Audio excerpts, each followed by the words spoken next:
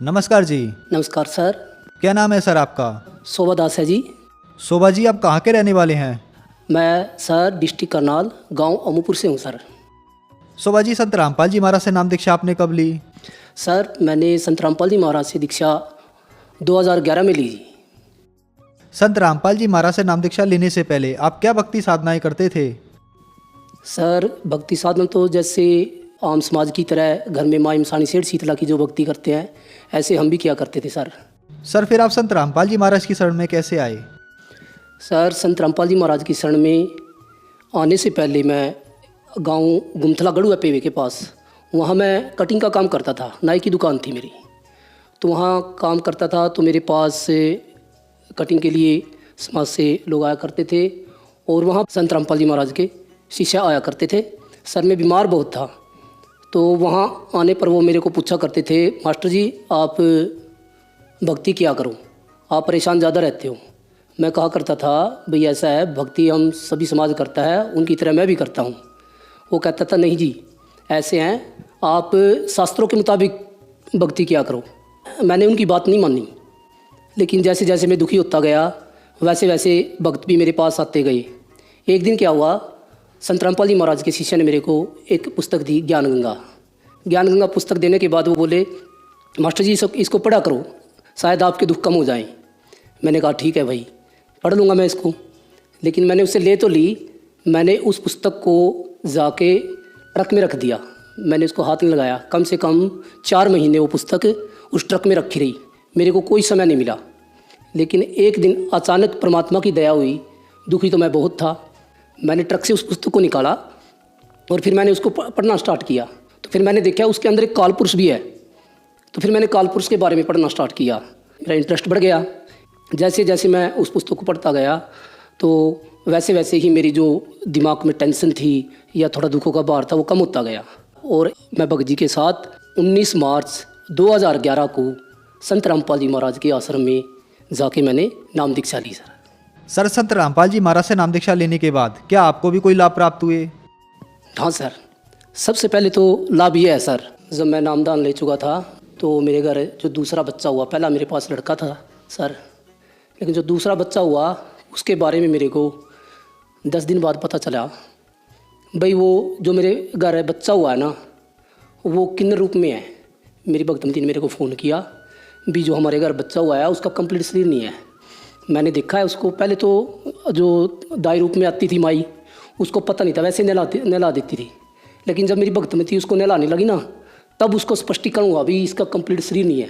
तो मेरी भगतमती ने जब फ़ोन किया तो मैं तुरंत वहाँ से अपने गाँव आ गया। गाँव आने के बाद मैंने अपने बच्चे को देखा, अपनी आंखों से देखा तो देखा कि उसका कंप्लीट शरीर नहीं है, सिर्फ पानी निकलने के लिए थोड़ा सा सुराग है उसमें। तो मेरे घर वालों ने भी देखा, हमने भी देखा। तो इस बात के ऊपर जो मेरा बड़े वाला भाई है, उससे मेरी बातचीत हो गई। तो उसने पता लग गया था भाई हाँ भाई मेरे जो छोटा भाई है उसने संत रामपाल जी महाराज का नाम ले चुका है। वो कहने लगा जी कि आपने पीर फकीरों को छोड़ दिया है, अपने पितरों को छोड़ दिया है, इसीलिए ये बच्चा इस तरह का हुआ है। तो मैंने कहा अच्छा भाई, तो अगर मैं संत रामपाल जी महाराज को छोड़कर दोबारा से इन पितरों को मानने लग जाऊँ या पूजने लग जाऊँ, क्या ये किन्नर ठीक हो जाएगा? तो वो कहने लगा भाई इसको पूरी धरती पे कोई ठीक नहीं कर सकता। मैंने कहा नहीं, ये गलत बात है। इस समय धरती पर पूर्ण परमात्मा कबीर साहब संत रामपाल जी महाराज के रूप में आए हुए हैं, वो सभी कष्टों को काट देते हैं। तो वो कहने लगा ठीक है, तो ऐसा करो आप संत रामपाल जी महाराज के पास ही जाओ, देखते हैं ठीक करता है या नहीं। तो मैं अपने परिवार को लेकर, मेरे दोनों बच्चों और मेरे घरवाली को लेकर गुमथला पहुंच गया, जहाँ पर मेरी दुकान थी। वहाँ जाने के बाद फिर मासी और को भी पता लग गया था कि फ़ोन पहुंच गया था। उन्होंने भी उस बच्चे को ऐसे मतलब कि मिलाप करके देखा, कम से कम 4-5 माइयों ने अपनी आंखों से देखा।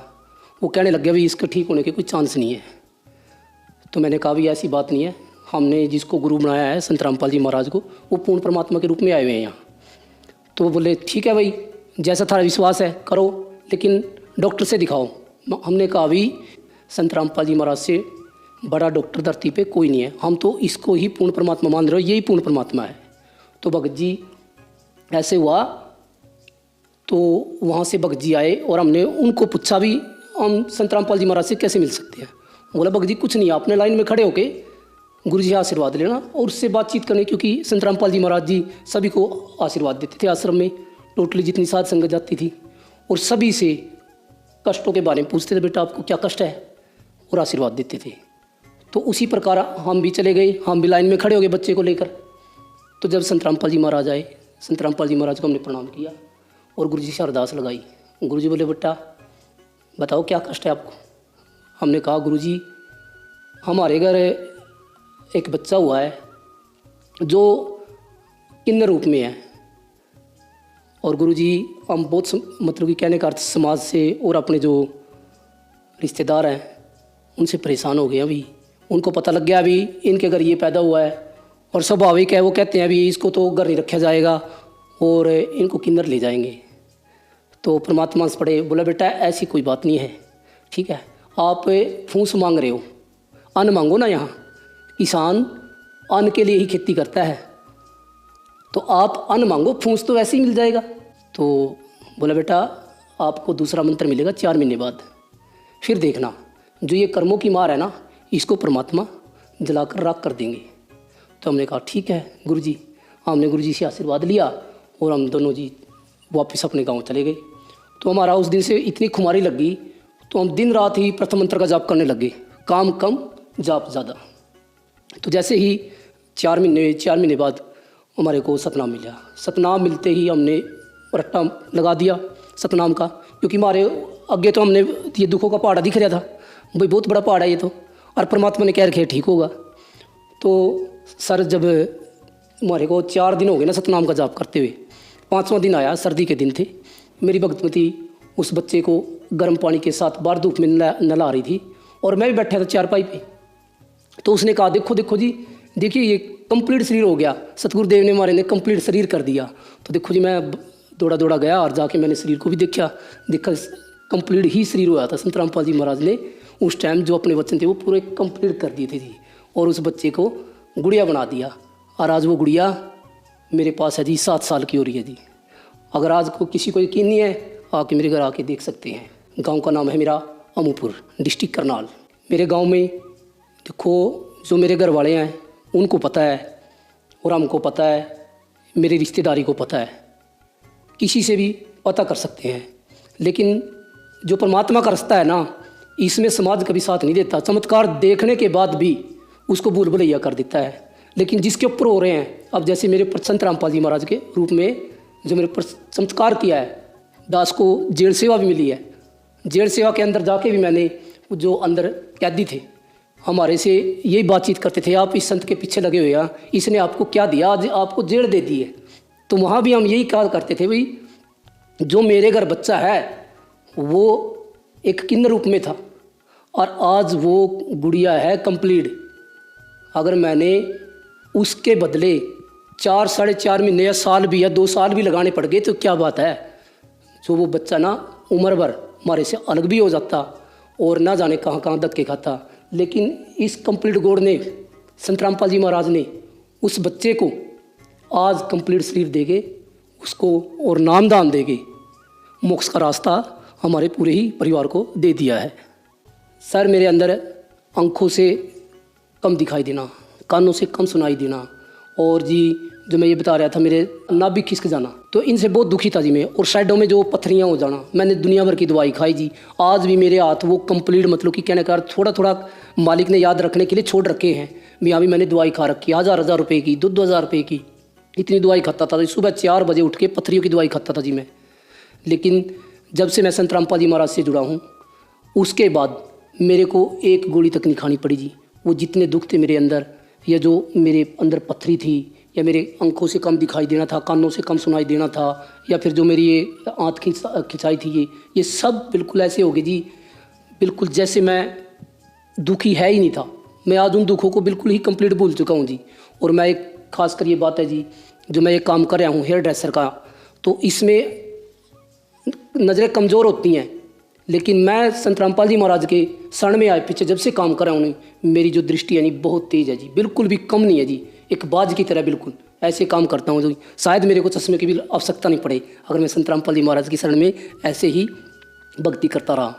संत रामपाल जी महाराज से जुड़ने के बाद कोई मेरे कर्मों की मार बीच में कोई तेज़ हो गई थी, जो इतनी शायद दास की भक्ति नहीं थी, कर्मों की मार बहुत ज़्यादा थी, जिसके कारण मेरा दस्त लग गई सर, लूज मोशन जिसे कहते हैं। तो जी मैं 3 दिन लूज मोशन लगे रही। तो अगर मैं मस्सी का था तो वो बोले भाई ऐसा है, आप दवाई ले रहे हैं, आप ठीक नहीं हो रहे, ऐसा करो आप पेवा अस्पताल में चले जाओ। मैंने कहा चलो ठीक है। तो मैं वहाँ जब मैंने अस्पताल के अंदर एंट्री की और मैं लाइन में बैठा रहा, डॉक्टर आए, डॉक्टर बोले हाँ भाई क्या प्रॉब्लम है।